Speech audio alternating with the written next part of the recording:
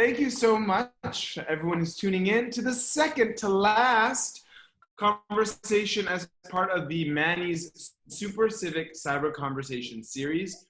This is, I believe, our 111th conversation in a month and a half that we've done as an effort to uplift the community and provide civic programming. Can you believe that, Greg? 111? It's unbelievable. It's a lot. It's a lot of talking.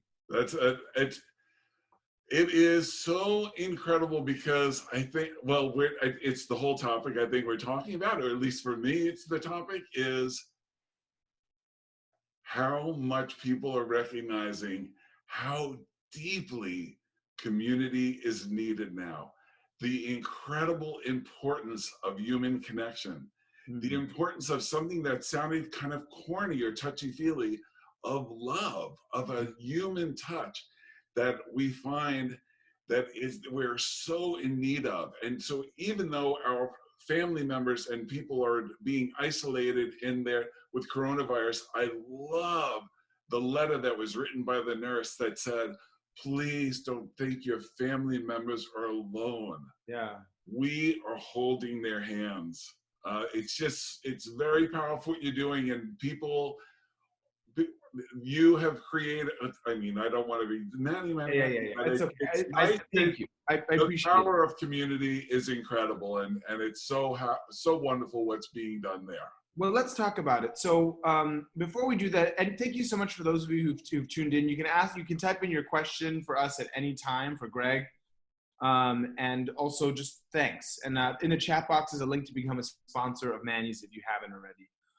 In the time of the HIV/AIDS epidemic, from hearing you tell the stories, I mean, people coming together to hold each other was so important, especially when a lot of people wouldn't do it, right? You know, you hear these stories of people, you know, going to the wards and actually being with people, you know, and holding them and comforting them.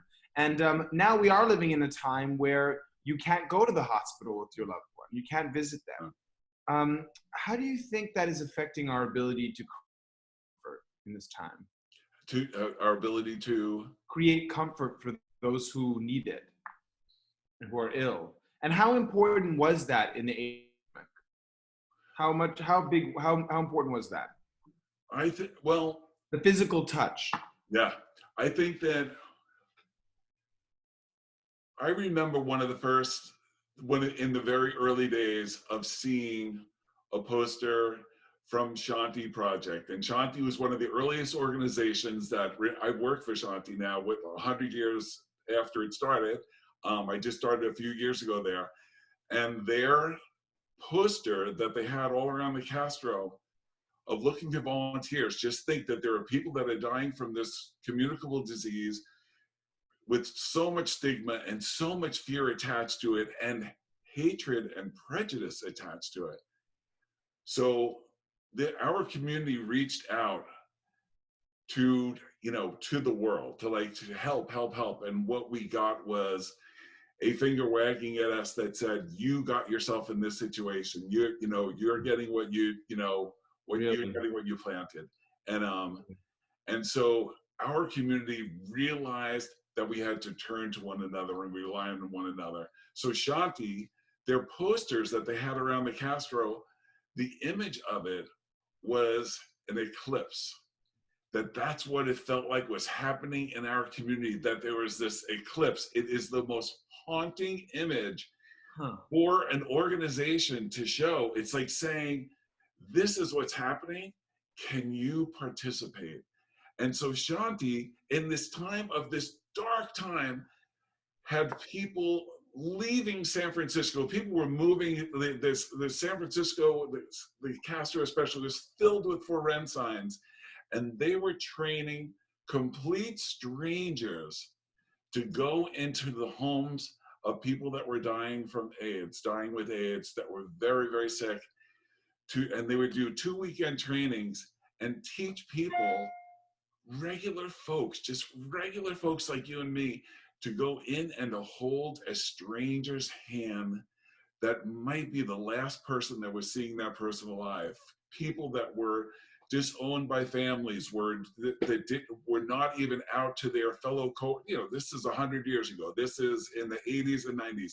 Yeah. People that were not even out to their fellow coworkers, Yeah. and were getting sick. And so I just think that we are recognizing what I think the gay community learned 40 years ago was the incredible importance of love, of valuing each human being, of like what that a complete stranger Yeah. can completely transform your life.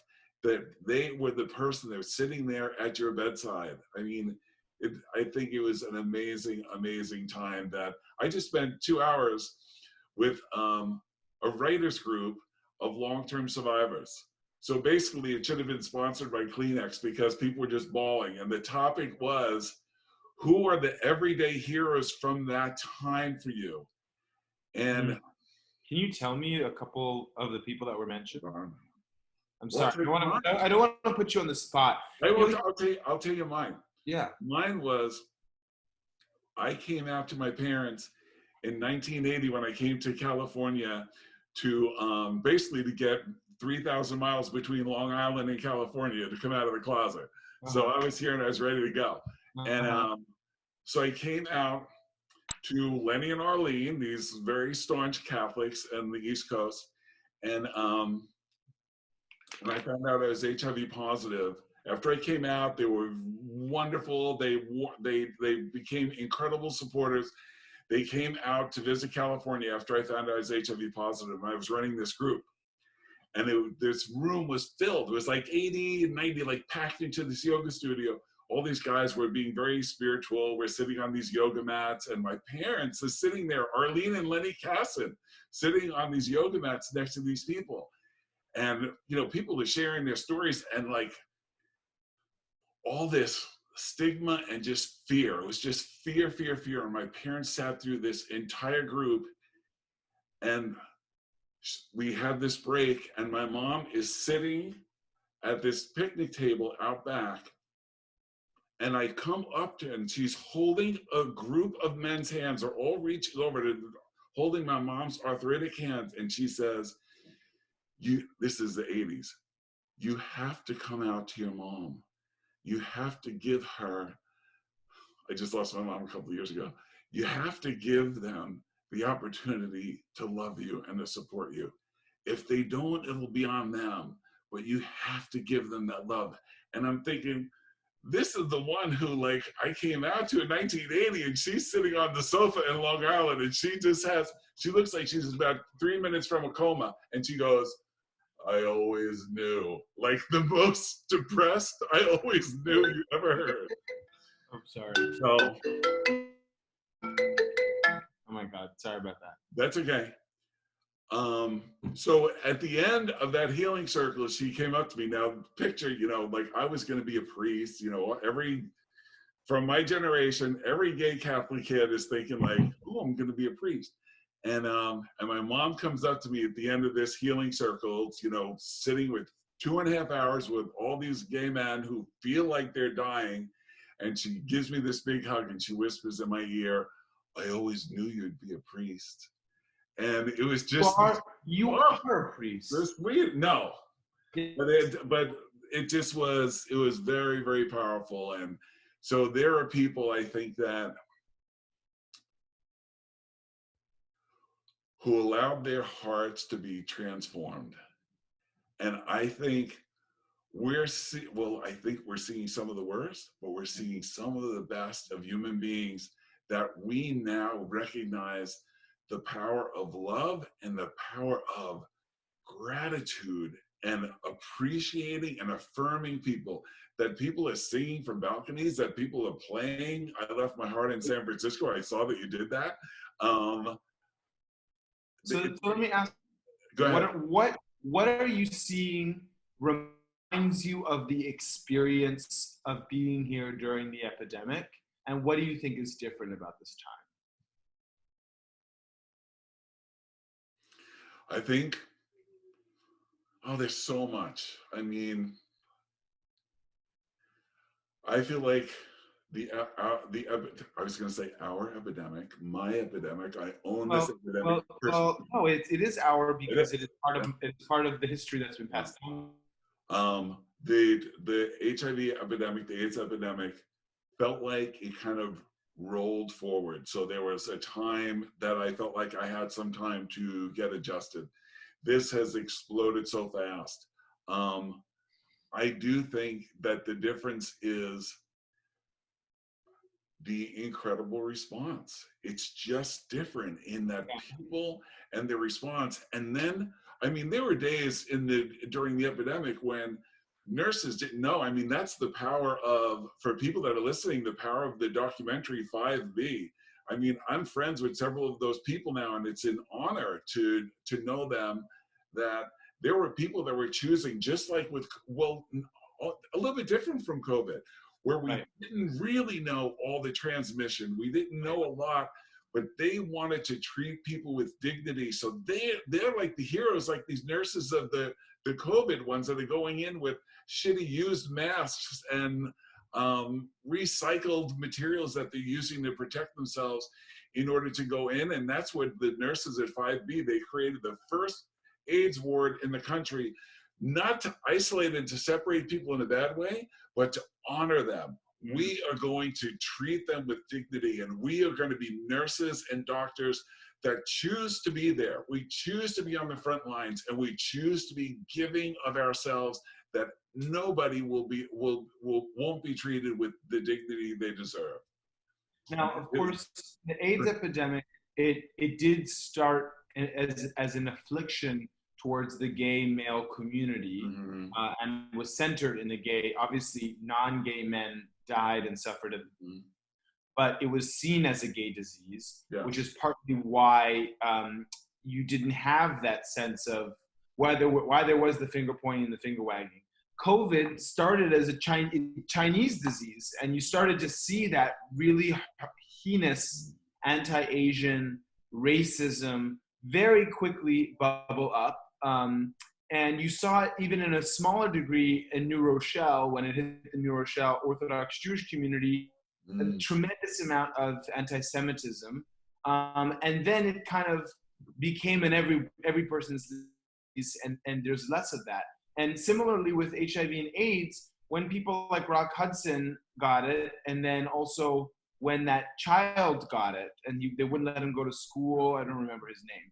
Then that was kind of turning. What was his name? Ryan White. Ryan White. That was a turning point. So what does that say to you about, what does that say to you how we've come? You know, in how we blame people for. Let's be clear. HIV, it still is ravishing continents, you know, around the world. It is still ravishing people of color community and young gay men of color around the world. It is our healthcare system still is has a foundation of racism and homophobia and all of that. It was a miracle that, I mean, how many years was it? 5 years before Reagan said the word AIDS? And so I was walking with a girlfriend of mine who's HIV positive, and she knew more of the history than me. I mean, like, because she's smart like that. Yeah. But she's only been positive for several years. And so I was telling her what it was like, and that it was like, we were so hungry to be seen and have people respond to us and to take care of us, to do the proper research and clinical trials, etc. That, like, people, if they were found to be volunteers at an AIDS organization, may ask you to, like, not to come around and to hang out. So people that were working in the healthcare field, people that were volunteering at AIDS organizations. So when I was talking with this girlfriend of mine, I was like, I remember when somebody that you knew would say, like, that they had a friend that was HIV positive, it would just be so uplifting, because that somebody would actually not be ashamed to say. I came out of the closet about being HIV positive And then I was in a documentary in 1990. So I came out and, you know, my parents had a little bit of breathing room. And then I was in this documentary that's going to show on TV.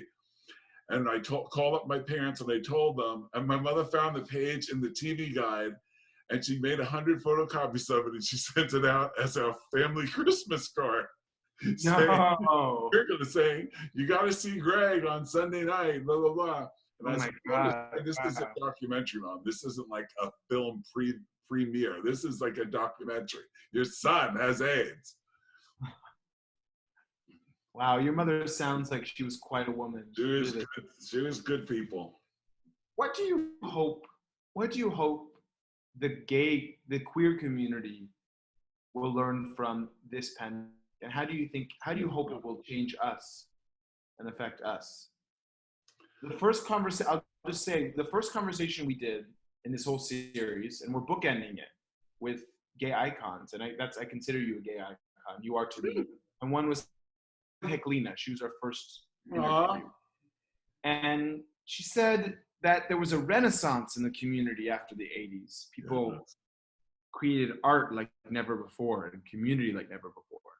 So I'm remembering that conversation now, and I want to ask you how you think we grow from this. So let me say, remember that question? Let me just say, you're reminding me of something. Okay. So when our community, we were just starting to be seen as queer people. We were just coming out of the closet, the 70s into the 80s, and then we're hit with this epidemic. And we had a world that was like, that saw us as sinners, as perverts, as mentally ill, all this stuff. And then we get this epidemic, which everyone is saying, like, see, look at it, we were right about this. So that our community needed to turn to one another and turn to ourselves. I believe that through that epidemic, through ACT UP and all the ways that people responded, that we as individuals and as a community got to see who we really were and got to have this intense pride that we were not only helping members of our community, but we were changing the world and changing the world's view of us as a people, but also ACT UP changed the way that that the healthcare establishment went, and the way that we did research and clinical trials, making access to drugs more rapidly. And so I feel like there's something so incredible that came of this self-esteem of like, oh, not only are we not just sinners and perverts and this and that, we're fucking amazing. We're amazing. So come, children, come and listen. Let us teach you something, you shitheads.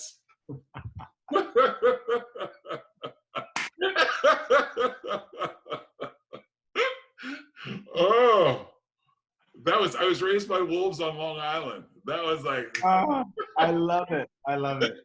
You know, a lot of people were talking about the end of the queer community before this. You know, Juanita did her funeral march through the Castro, and articles were being written about the death of the gay bar. And a community is a word that everyone is thinking about and talking about right now. It is the first time since 1918 that we are not allowed to touch each other, right? Yeah. We've had, since 1918, many, many, many crises, low points, recessions, wars, bad political times and good, but we've always been able to congregate. And now we can't. And so I guess I'm just wondering now, how maybe one silver lining of this is we will value our places of congregation more and fuel them and sponsor them and be a part of them. Do you think that might happen? Maybe we can see a rebirth? Well, yes. I mean, because everybody is like, I think so many of we just can't believe that this is happening, and we can't believe how deeply we need one another. But I have to say, I do agree. I think that's a great point, that we will have such an incredible appreciation. And I do believe that from my own experience, I keep teasing everybody because I'm doing groups. Like I do groups, so I'm a long-term survivor. I've been positive since 1985. And the work that I do is with long-term survivors and other people that are positive and other people that feel like they would benefit from being in that space of long-term survivors. So all my programs are open to other people. I feel like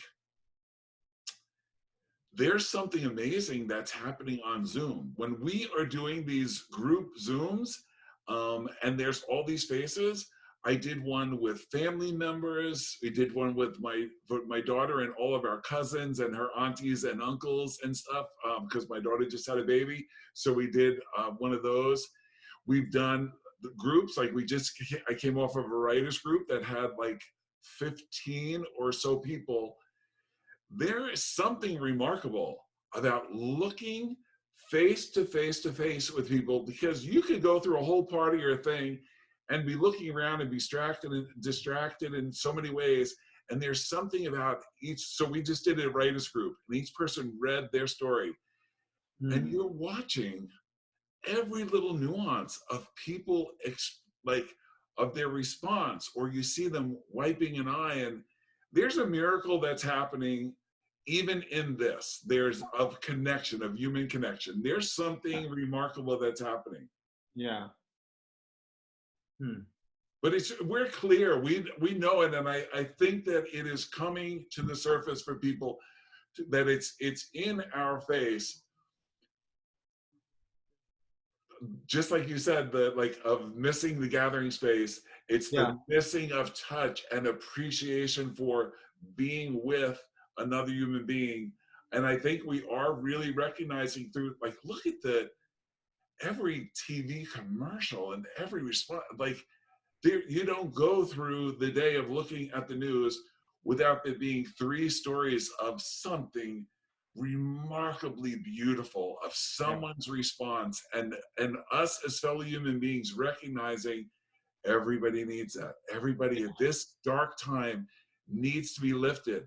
And how one farmer can take a mask and send it to Cuomo and have everyone feel like, oh, there's hope. There's hope. Human beings are so beautiful. Yeah. I mean, I facilitate retreats for long-term survivors, and each one I feel like, oh, that is my religion. My religion is being in awe of fellow human beings and what they are capable of, the beauty and the resilience that they are capable of. I also think there's like a little bit of this, and tell me if you disagree, that where the community that is most affected by this are senior citizens, and at least statistically. And there is a bit of and I think it's important because a lot of times, maybe it's the San Francisco, I'm a millennial, I live in San Francisco, but I think there's a lot of disrespect towards senior citizens. And we've talked about the importance of intergenerational knowledge transfer in the queer community. And to have a moment where all of us are being asked to really, in a kind of categorically unprecedented, manner, change our lives and our lifestyle to protect the most vulnerable, and specifically, the older generation, I think is an important reminder of that they're here and they deserve our respect. The grocery store hours, for senior citizens, even if you're not going to wear your mask for someone else, and it's just an important thing to be reminded of. I wanted to bring that up. I agree with you. I think it is. I think there's so many different reasons for people feeling embarrassed about wearing the mask, uncomfortable about wearing it. Do I look like I'm a big chicken because I'm wearing it? And when you go to this place of, it's altruistic. Like, no, you're not doing it for you. You're doing it for the person next to you. So put it on and nod to every neighbor that you walk past. Like, that's who you're doing it for. It's not for you. Yeah, no, for sure. I just had one more question for you. And also, if you have questions, we have about 5 more minutes. Please type them into the Q&A box. If there's something on your mind, or if you have a thought or idea, Now's the time to write it into the Q&A box. Mm. What do you hope comes out of this? I mean, you for San Francisco, let's take it specific to San Francisco, because your heart is here, and you are very deep, you are very deeply a San Franciscan. I know you care very much about the city, and I'll just and so I want to know I want to ask you what you hope comes out of this. I think that we find the most generous way of being together, like that we find the way that is the most caring of coming together. Like how do we roll back, like how do we roll back into being in human contact, and are there ways that we can find that totally honors that we see one another and appreciate one another. I mean, like, my work is based on human connection, and so I canceled the retreat that we were going to have in March before all of this kind of closed things down, just out of respect for the danger that it might put people in, and I didn't want people to feel uncomfortable to hold the hands during a meditation or something. I think that all the restrictions that were put on, that in our coming together, that it be so much about the love and respect of our fellow human beings and those most at risk. Most at risk, the most vulnerable. That's a beautiful word. The most vulnerable. Like, let's care for the most vulnerable. What can we do? So I have this idea. Because it's coming up on Mother's Day, and this girlfriend of mine told me about how she went jogging past an old folks home, and she said, and there was a sea of women in wheelchairs, little with their faces just covered with their masks. And there was a lady playing the piano, and they were distanced and all that stuff. But she said one woman slowly raised her hand and waved. And my friend said she missed the opportunity to catch that woman's eye and to wave back. And so I thought, I want to do a campaign. I want to invite my friends to find whatever is the nearest nursing home or old folks home and send Mother's Day cards out to just to honor. Like, there's all these people that are going to be so void of human contact, to be like, I know you're here. I know you're here. Mm-hmm. I bet, first of all, I think that's an amazing idea, and I'm so there, and sign me up.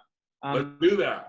This has been an exercise in finding the light at the end of the tunnel, and like seeing it and just holding on to that. You know, half of staying in your house, we have another month of it at minimum, it seems. Can't go back to work, can't open up your small business. And I think to remember that there was a time before, and that there'll be a time afterwards, and that we will get back to normal eventually. What was the thing or the things that kept you seeing the light at the end of the tunnel in the midst of the AIDS epidemic in San Francisco, in the Castro? This is something that buddies of mine and I have been talking about. I said mine was a healthy blend of radical denial that HIV was somehow going to just like disappear from my life. Like, just, I had to at times just forget that it existed. And then the other part was that I had to find my contribution. I couldn't hold it as like, when I tested positive, I knew that I wanted to respond before I tested positive. And then when I tested positive, then it was like, you have an obligation. It was an obligation. It was a fate sealed. It's somewhere in time and space that you don't have a challenge like this come into your life where you're not being called to say, like, and what, Greg, what will you give? That's a question every human being has to ask themselves at this time. What will you give? And that was the way that I made it through that epidemic, was by jumping into the center of it, to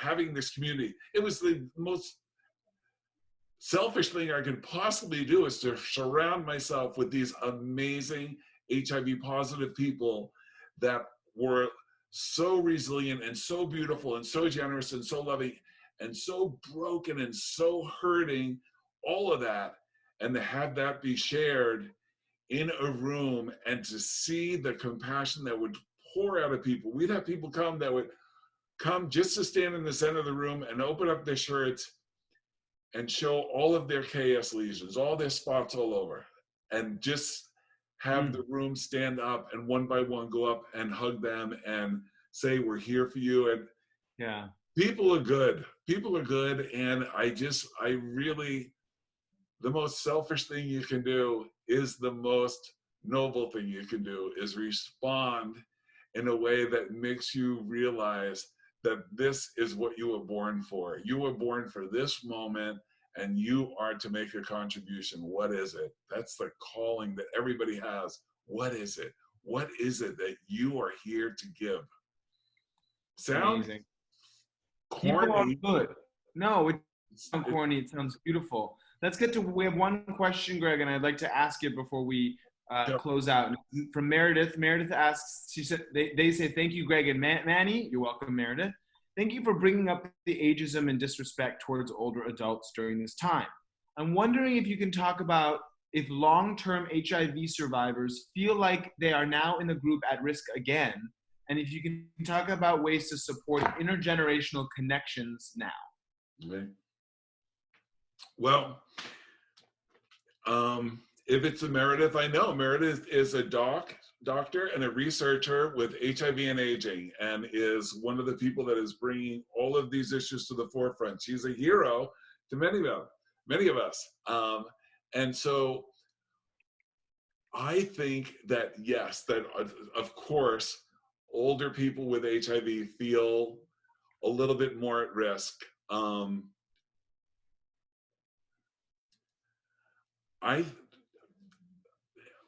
of the things that I feel the proudest about of being a friend of yours, Manny, and being a friend of Manny's, is that intergenerational is just a given there. It feels like you bring together a group of people that care, that people, when a youth program is there, or a youth panel, the old folks are there and the young people are there. When we do a panel of long-term survivors or coming out stories from the long-term survivors, there's 40% are people under 30. Like, it's incredibly healing to be a part of a community that is intergenerational like that. I don't think it's very easy. I don't think it's easy to find. I make a big effort with my programming to do that. And I always say, it's for these people, these people, these people, and anyone who feels like they would benefit from being in that space, in that shared space, and to recognize that both communities have wisdom. When the young ones come, it's not like they're sitting at grandma's, at the foot of grandma on Christmas Eve, listening to The Night Before Christmas. They're bringing something that is lighting up us and vice versa. So I think it's incredibly important, the intergenerational piece. Great. Greg, we have to close out, but before we do that, I want to let you know that I rediscovered my blog, which I had a long time ago, and don't worry, no one can find it. It's unsearchable, so don't even try. But I was looking through it last night, and I read the blog post called "I Got a Job." It was about when I first moved to San Francisco in 2012, so almost 8 years ago. I was a temp, and I was reading my blog post from the day I got a job. Oh no, it was the day I got a job, and all the things I'd been doing up until that point. And I said, I've been here for 6 months, and I really love this place, and I love it because even though I'm doing brainless, mindless data entry at a real estate consulting firm, I have fallen in love with the physical landscape of the city, and I have very quickly gotten involved with a group of people who I'm organizing a march for equality for. And I don't know why they think to include me, but I'm organizing this with Cleve Jones and this guy named Greg. And it is exactly why I moved to San Francisco, to get my hands dirty and to do something. And so I just want to say thank you for bringing a young to your work and Yeah. giving me purpose in my first couple months here. And I look back and I thought, Ugh. and here 8 years later, and we're still in conversation. And I just want to say thank you for giving me that. Oh, it's been such a gift to me. And that time, I mean, every Sunday to be sitting around my dining room table and I'm making a cheap bowl of pasta, Oh, gee, feeding as many people as possible for $3. no sauce, nothing. Pasta, and that's And then it. you were like, if there's chicken, you can't put any cheese. No cheese, and I can't have the chicken anyway because it's not kosher. I love you deeply, and thank you for I sharing. love you. Thank as you. always. Everyone that's on the call, you can donate to Shanti. You can go to shanti.org. It's an important organization and a very, very important one and necessary right now. You can also go in the chat box. There's a link. It's joinit.org/o/Manny's to become a sponsor of. Nice. It's a tough time for us as well. It's going to be a very long and bumpy road to recovery to get back to where we were. And just like all the other incredible organizations, we can only do it if we have a community standing with us. So if you're not a sponsor, please consider becoming. It's $36 a month and we need the help. You can tag us at Welcome to Manny's. Thank our team, Jupiter, Ram, and Sam, for organizing these amazing, amazing conversations. The next one is the last one, and it's with Dolores Huerta. And so I'm going to go get ready for that. So thank you, Greg. Thank you, everyone, for tuning in. Thank you, honey. Appreciate it. Greg, you're so amazing. I love you deeply. Thank you so much. I love you, honey. Bye.